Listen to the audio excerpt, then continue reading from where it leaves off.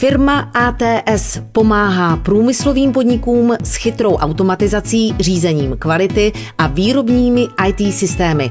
Mezi klienty firmy ATS patří výrobní společnosti zejména z potravinářského, leteckého a automobilového průmyslu.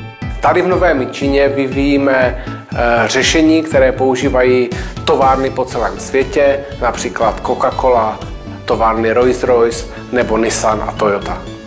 Do soutěže jsme se přihlásili s inovativním produktem, protože si myslíme, že pomáhá vlastně našim zákazníkům zvyšovat produktivitu, kvalitu a efektivitu výroby a vlastně jim samotným v podstatě přispívá k inovaci výroby a výrobku samotného, protože činí ty výrobky chytřejší.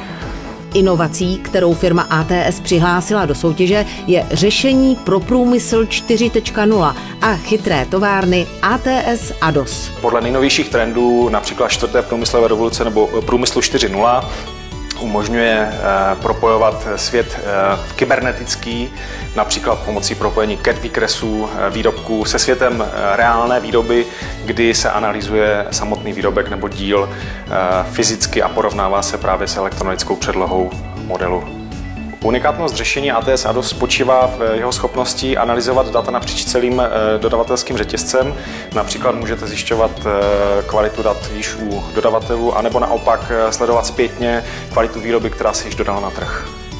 V případě, že získáme ocenění, bude to pro nás velká čest a hlavně ocenění skvělé práce našich inženýrů, kteří tady dělají úžasné věci a moc se o nich neví.